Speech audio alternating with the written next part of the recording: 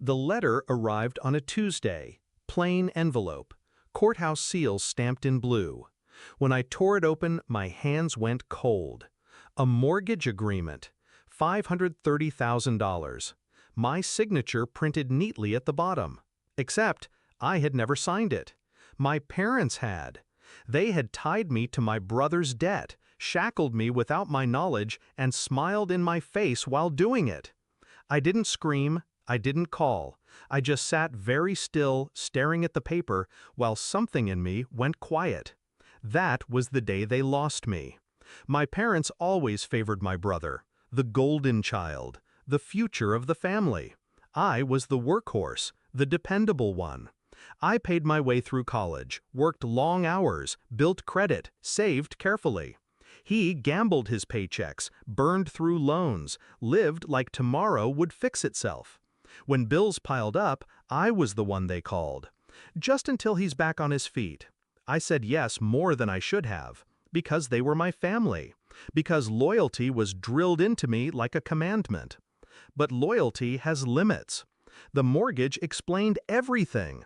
The strange phone calls I couldn't trace, the credit checks I never authorized, the sudden coolness when I asked about family business. I started digging. County clerk's office, public records, and there it was in black and white, my name, my credit, my liability. They had walked into a courthouse and used me like collateral. My parents, not strangers, not thieves, my parents. The betrayal wasn't loud. It was surgical, the kind of wound that doesn't bleed right away. It just seeps until you realize you're drowning. Rage would have been easy, but rage burns fast. I needed something colder. I didn't storm to their house. I didn't demand answers. Instead, I called a lawyer, then another, then a third. I learned about fraud, about forged signatures, about liability and escape clauses. Every detail became a weapon I could polish. And I made a promise to myself. They would never put me in a cage I didn't build. Step 1. Document everything. I scanned the mortgage, the forged signature, the trail of filings. I pulled my credit report, time-stamped the hits, filed complaints quietly, like a ghost. Step 2. Sever my liability.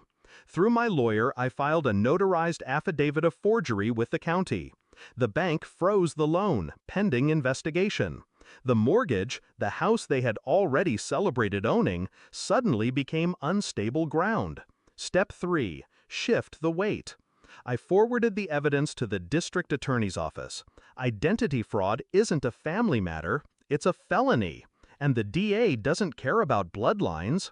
Step 4. Disarm and disappear. I closed joint accounts, canceled shared cards, cut every financial tie they could use to reach me again. By the time they realized what was happening, the bridge between us was ash.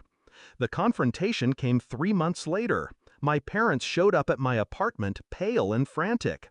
"You've ruined us," my mother spat, eyes wide with panic. "They're saying we committed fraud," my father whispered, as if naming it aloud might lessen its weight. I looked at them calmly. "You did commit fraud," I said. My brother stepped forward, fists clenched. "You could have fixed this. You always fix everything." I shook my head. Not this time. Their faces shifted. Fear, confusion, then the dawning horror of consequences they never imagined would reach them. Court summons, frozen assets, a mortgage under criminal review. I didn't yell. I didn't gloat. I just told the truth they had tried to bury. You thought I was your safety net. You forgot nets can strangle too. The case dragged on. Investigations, hearings. Their reputations cracked under the weight of whispers in church pews and courthouse halls. I walked away untouched. Clean credit, cleared name. Not because of luck, because I built my escape before they built my trap. Sometimes, late at night, I think about the look in their eyes that day. Not regret, not even guilt, shock. As if betrayal was their right and my resistance the crime. But I don't carry their shock anymore. I carry something sharper, clarity. Family is not blood. Family is trust. And the moment they forged my name, they severed both. They handed me betrayal. I handed them consequence. And I never looked back.